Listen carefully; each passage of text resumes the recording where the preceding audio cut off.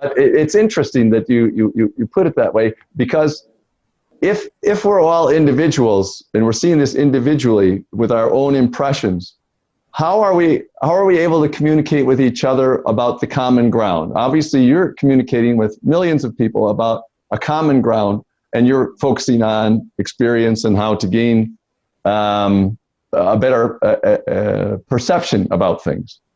But we're trying to communicate with each other, even though we're all individuals. So there must be something in common, or at least we have some language or some way of trying to generate common experience. See, in body, both of us are unique creatures, all right? In body, we are absolutely unique. If you look at psychological structure also, we are absolutely unique. Even if you put two people through the same experiences, they will come out with different conclusions and different way it influences them. So even children born in the same house, same genetics, same school, same food, but see how different they turn out. Parents cannot believe, are these two children ours? Because they turn out so different. So, in mind, in body, we are very unique. But fundamentally as life is fundamentally same. When I say life is same, I think I put this probably in the book also, you might have seen. I use this analogy usually to explain this complex issue in a simple way, is like you blow a soap bubble. When you blow a soap bubble, well, this is my bubble, this is your bubble, it is distinctly that, and we can compete which bubble is bigger than which and all this stuff. But if it bursts, then we don't say this is my air versus your air, because it all becomes one.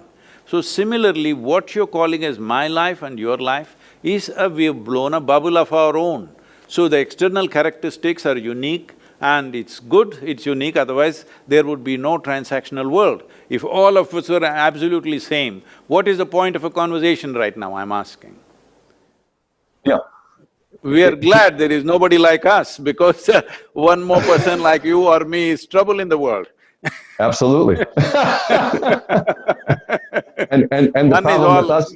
One is all the world can take. The problem with us is that we're enjoying causing trouble. So the important thing is, I was talking about these 5 layers or 5 sheets of body. Physical body, which is called as food body; mental body, which is the body of impressions and memory; energy body, which is a certain amount of energetic framework upon which the physical and mental bodies are built.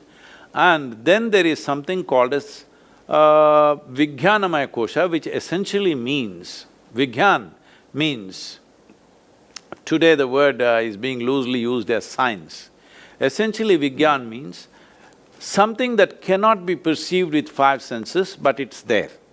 So when you perceive that, that is called Vijnan. So there is something which cannot be perceived by the 5 senses.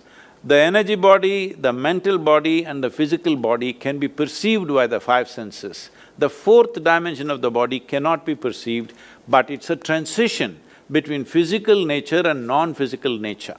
So there is a 5th body, which is called as the Anandamaya Kosha. Ananda literally in English translates as bliss, but it's much more than that, it's more comprehensive. Another way of putting Ananda is, we can say it is ecstasy, or some people go about saying…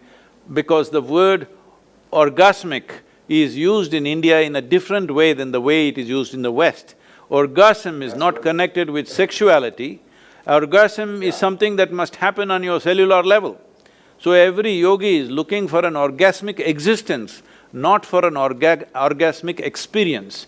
Orgasmic existence, at every moment of his life, he is in a profound state of orgasmic experience, because it is a certain way of organizing your own chemical structure that you're always in that condition. So, it is not seen as connected to a particular act in life, but as a way of existence. So this is called as bliss body or orgasmic body. So why we are calling it this is, we do not know what it is. All we know is, it is not physical in nature, but whenever we touch it, we become orgasmic. So we are calling it orgasmic body or bliss body or ecstatic body because when we touch it, we become blissful or ecstatic or orgasmic. We do not know what it is. All we know is it's not physical in its nature. So we are talking about it from the context of our experience, not from the context of its content or its quality. We are not trying to describe its quality. For example, we say sugar means sweet. This is our experience. This is not the quality of the sugar.